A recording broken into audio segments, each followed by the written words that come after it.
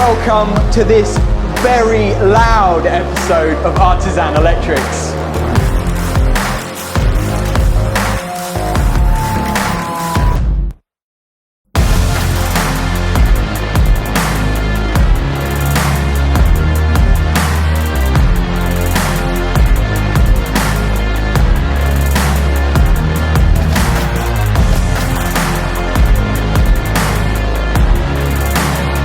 When Zuma reached out to us to sponsor today's video, I couldn't say no. I love smart home tech. I love music.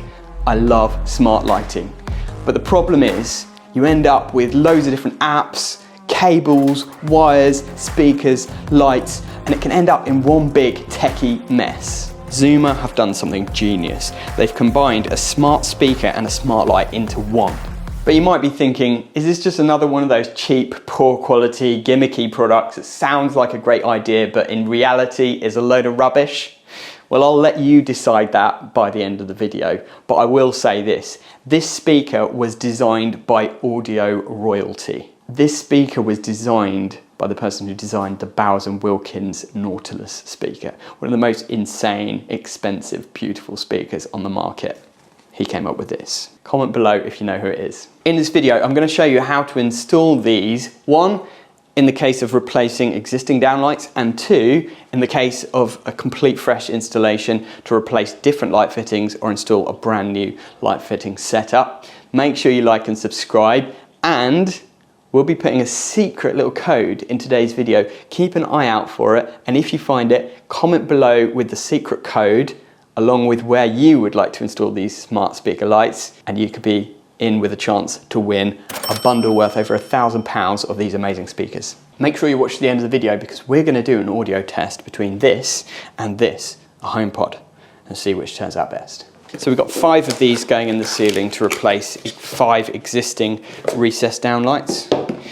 So we're going to get these all prepped and ready to go. We will need to open the holes out bigger because these need a 95mm cutout. The existing holes are quite a lot smaller, and I'll show you a little trick of how to do that to open up an existing downlight hole into a bigger hole for larger downlights. Each of these comes with a power supply unit, which is a constant voltage LED driver, and this powers both the LED light and the speaker. Now this is a new build flat. It's a beautiful apartment here in the centre of Cambridge. I have no idea though how good the wiring is, so we'll pull some of these existing downlights out of the ceiling and just see if everything's been wired up neatly or not. Now one of the things I love about this new product is they've redesigned the crazy mouse trap clips that you get with these downlights. If you're an experienced electrician, you'll know the pain of when one of these things snaps down on your fingers. I'm going to take it out very carefully and try not to, 1, kill my fingers, and 2, chip part of the ceiling out. Very gently have to kind of wiggle these out, and inevitably you usually end up crumbling some of the plaster away. Now, as always with electrical work, it's very important that you make sure that whatever you're working on is not live. So I'm going to do a little test on this just to make sure it is dead and carry out a safe isolation procedure.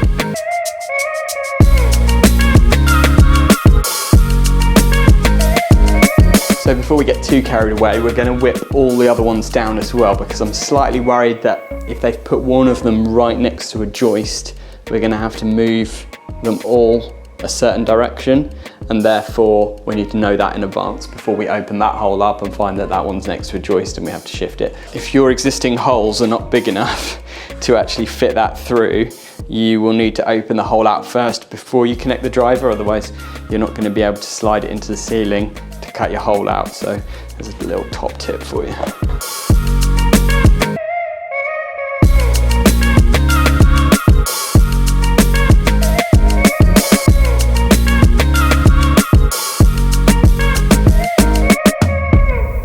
Okay, yeah, so there is a bit of wood here, which actually, bizarrely, it's not a joist, but they've used a bit of wood. They've cut the hole in the wrong place before. So they cut the hole here before, and then they made a mistake. They had to move it to here. So then they've put a bit of wood across as brace wood, screwed up either side of it. You can probably just about see the outline, and they've plastered over it and just put the downlight here instead. Okay, yeah, oh, ouch. It's a metal stud ceiling, and I just stuck my hand in there, and it's very sharp metal, because what they've done, there is a steel stud going across here, and they've literally just cut through it with the hole saw to get the downlight in. We're going to have to move this one slightly that way.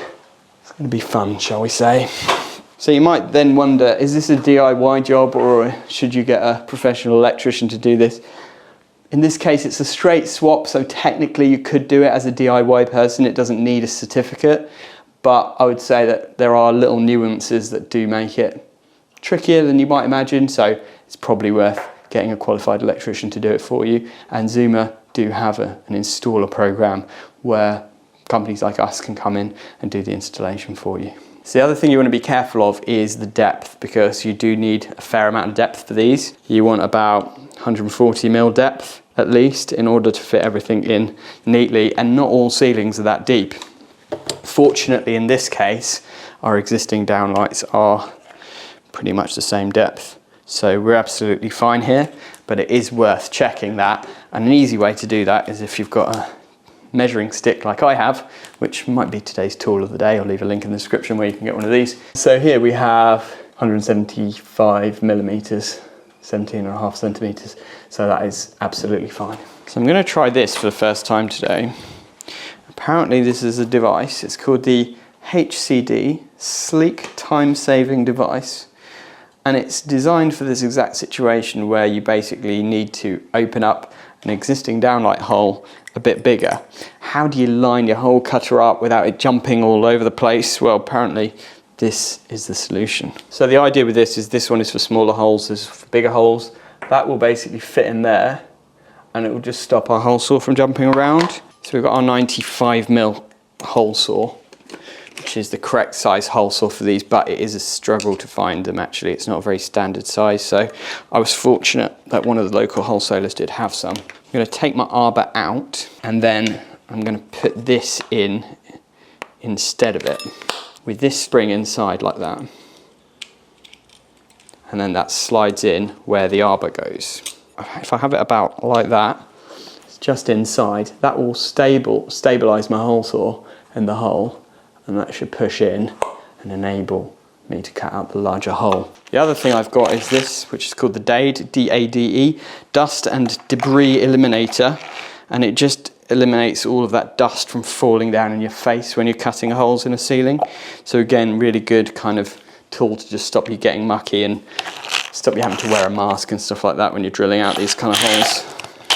So you see what it does, it lines up with the hole like that, and then it will just hold my hole saw in place and stop it from jumping around, because that fits snugly inside the existing hole. I do think it's actually a really good idea.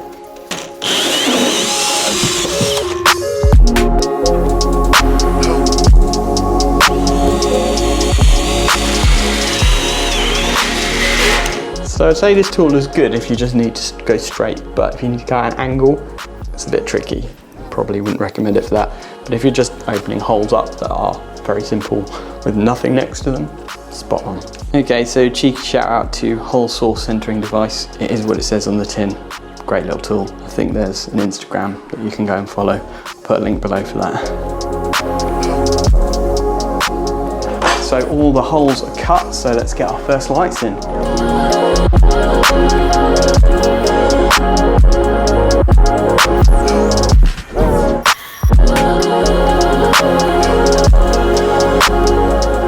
That's our first driver wired up. I'm going to pop all of this into the ceiling and then connect our light on. So the power supply just plugs into the back here, which is super easy. What I love about these is this. So what I said to you earlier about the little mouse traps, that is no longer an issue with these. So you just slide the whole thing into the ceiling like that, and then you just pull these down. You just pull those down and then they hold perfectly into the ceiling. And just to show you, so these are springs basically, constant force springs I think they're called.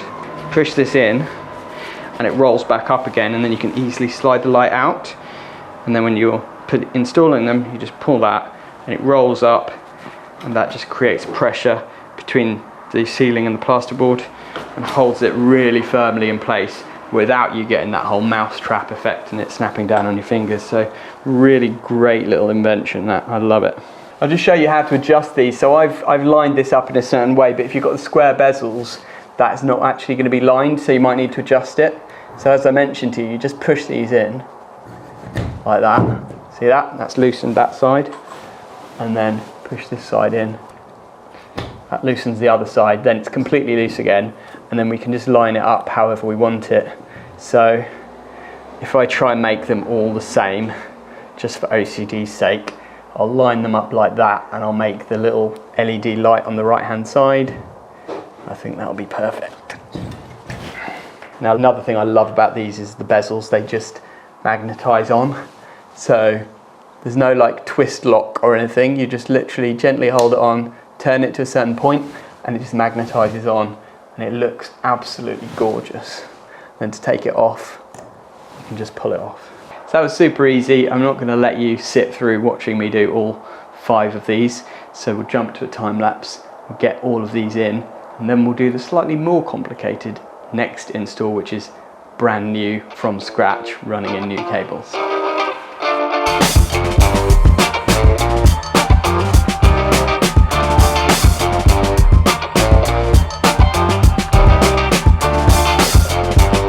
So these 5 are done, look pretty smart, really easy to install. So I'm going to get these livened up now and just try and like pair them to the app and check that they work and stuff. And then we'll jump into the next phase, which is basically we're going to change that light there.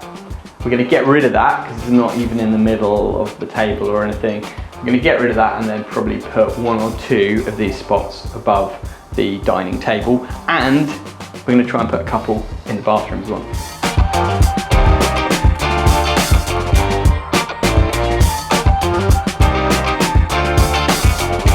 So as I pause for a nice little coffee, we're doing the app side of things now. We've powered them on and they've got a little flashing purple light that says that they're sort of in pairing mode, and they're very easy to just pair up using the app. They can be discoverable by Bluetooth and then you can pair them onto your Wi-Fi. So we've got them all connected onto our Wi-Fi now. That's it really, pretty easy. But while we're sitting down, I wanted to give a little shout out to our Artisan channel members who support our channel every month with a small contribution, and in exchange get some amazing perks. We've got 4 new Pringles for Life members who've recently joined our channel, so I wanted to say thank you to all of you. So massive thanks to Jamie Ryan, Cortex Assist, Paul James and Neil Hibbett. All of you have signed up as Pringles for Life members and have massively helped our channel to continue making amazing content, and we thank you. So the app's told us that a couple of them need firmware updates, so we had a little blue flashing light. We download the firmware onto the phone and then it beams it out to the Zumas, and as quick as a flash they're all up to date, which is great. What we want to do is get 1 or 2 above this table.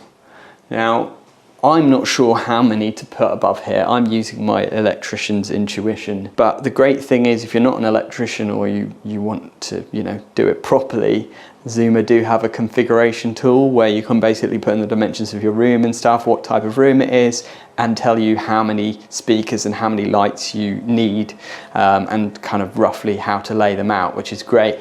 And they'll even go a step further than that and send somebody out to actually help you to design the layout if you want to. What I'm going to do in this case, I'm going to find my ideal measurement, which is going to be basically center of the table, evenly spaced across the table. I'll measure off the wall to do that, but then we've got to check if there are any studs in the ceiling in those places and then adjust accordingly.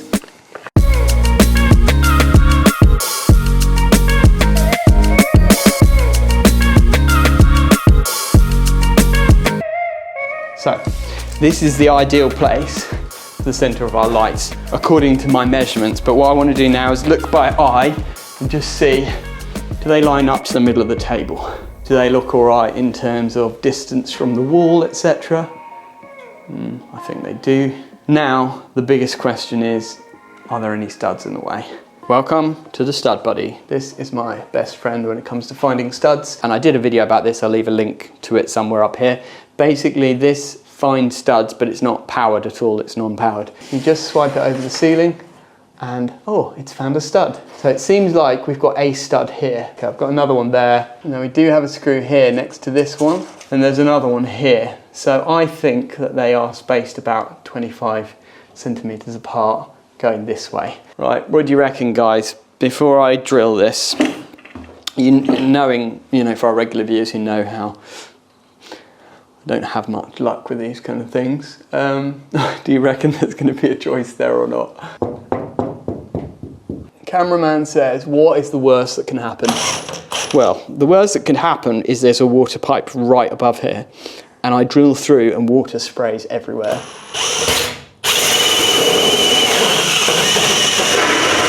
Oh no, you know that sound, don't you? That is the sound of drilling a metal stud.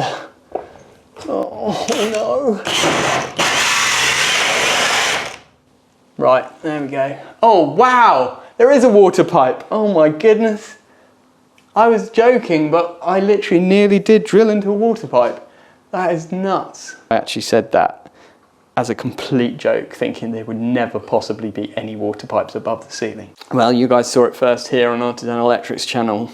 Just call me Nostradamus or something. Oh my goodness, like, I would never, I said it as a joke because I never would have thought that there would be water pipes above the ceiling. Not only can we not fit it in because of the stud, but there's not enough height anyway, even if we didn't have a stud here, there's not enough height to get the light up. So I'm gonna have to rethink things slightly, I'm afraid. Okay, I can see my screwdriver. It's very hard to gauge depth on this. So we decided to move it this way by 8 centimeters to actually line it up with that light there so that they're both the same distance from the wall. It does mean that it's slightly off center from the table, but then the table is movable. So, it could always be lined up more. So moving that to, 90. Okay, moment of truth, guys. Beautiful. Ah, yes.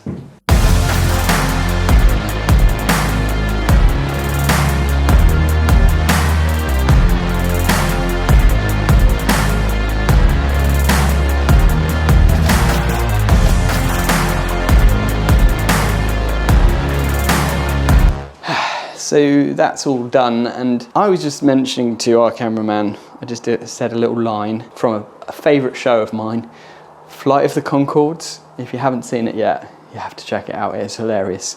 And there's this little song, like sketch thing that they do called Fudafafa.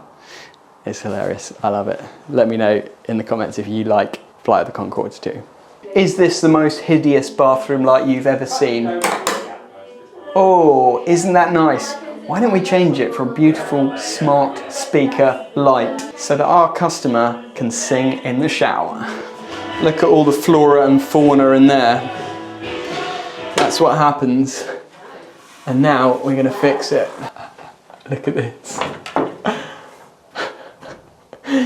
So, whoever installed this light decided to give themselves plenty of room to play with the cabling. So we're going to put one right in the middle of this shower, which is 69. Yeah, this is a little Corey trick. You do that and then you look down and you can see what is half. So 69, 34.75. If we then do 34.75, 168. We look down, we can see 84. Oh my goodness, it's perfect. There's nothing there. Right, so popping a bit of cable in. It's a John repeat. Okay, try this the other way. Oh, so close. Come on.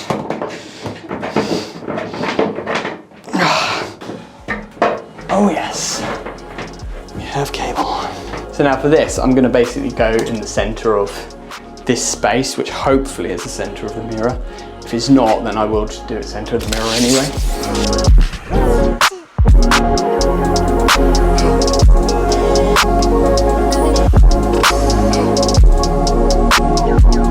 So this part definitely does delve into the realms of non-DIY work.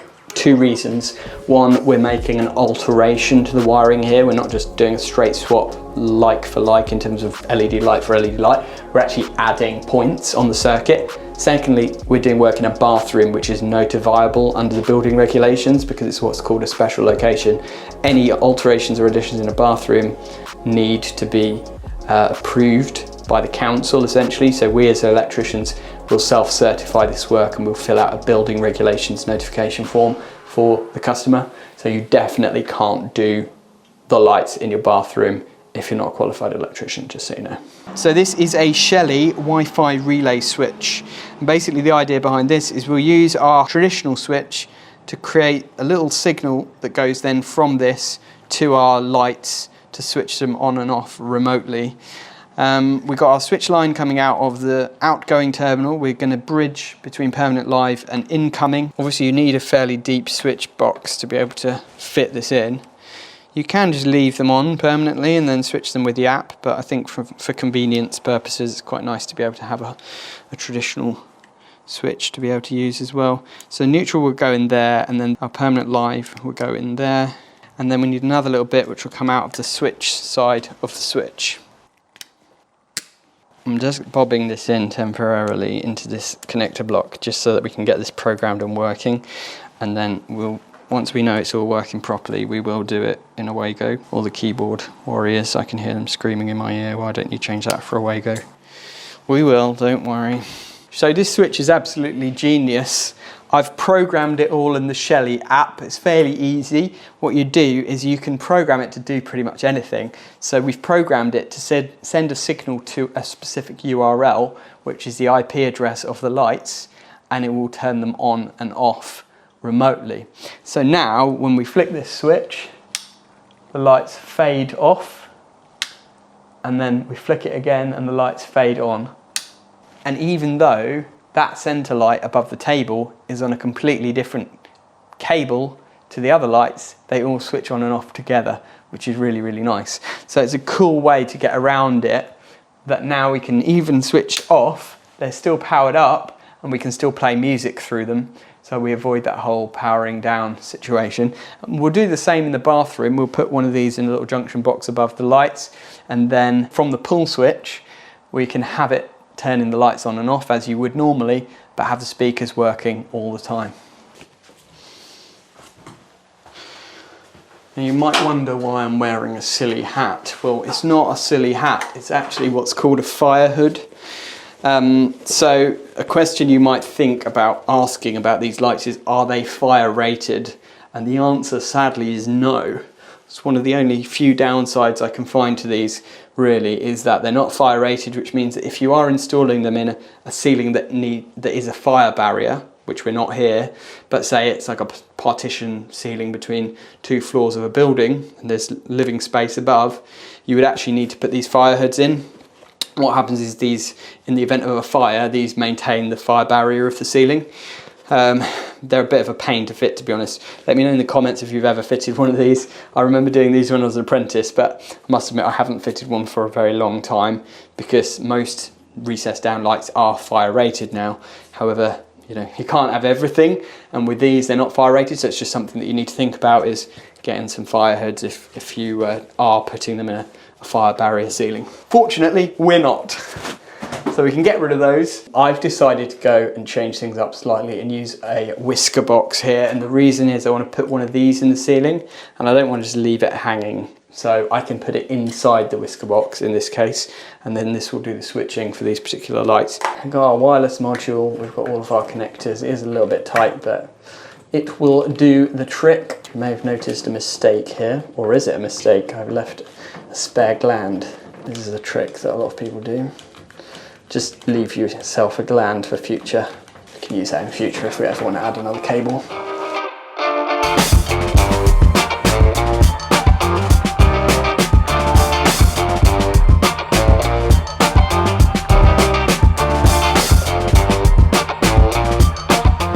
So to add them to the app, we just click the little plus, and we're going to click Add Zuma, and it discovered our two Zumas.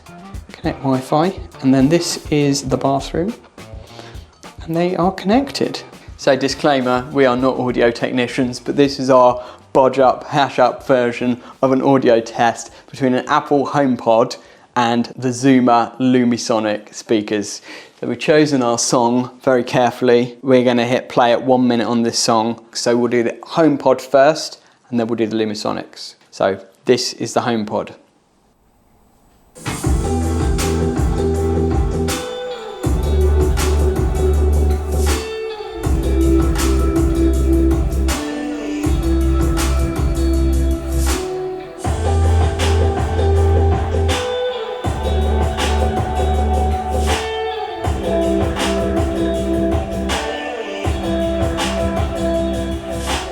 Overall, the feeling of the Zumas was just better. Like, it felt more immersive. It felt like the sound was just coming throughout the whole room, which I guess is normal considering that there are multiple speakers in stereo working together. So we've got everything livened up and connected, and I've got to say it is an insanely cool system. The technology inside of these little products is just mind-blowing. The audio is fantastic, and the fact that you can change the light colors, you can dim them, there's just so much you can do. Now, there are different bezels. Like you can see, you can get the round bezel or the square bezel. They are about to release a smart bezel which has a built-in microphone, which means that the speaker itself will hear when you say the ALEXA word and basically it will allow you to tell the speakers directly what to do. But at the moment it works perfectly seamlessly with AirPlay via Wi-Fi, via Bluetooth, and it works with ALEXA already using your existing device or with the app on the mobile phone. So these speakers are pretty cool. Now, I'm not an audio nerd, but I know some of the people watching this are going to want to know even more about the specs. So I will leave a link below where you can get the full spec sheet and see everything that's crammed into these amazing bits of technology. And if you want to get some for yourself, there's a link below to the Zuma website where you can find out more. I hope you've enjoyed this video. I've certainly enjoyed installing these amazing products. It's probably one of the coolest smart home products that I've ever had the privilege of installing. If you did enjoy today's video, make sure you like and subscribe, and we'll see you on the next one.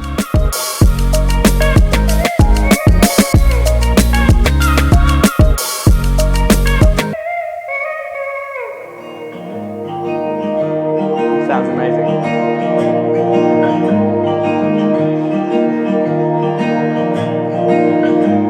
Just like watch the tears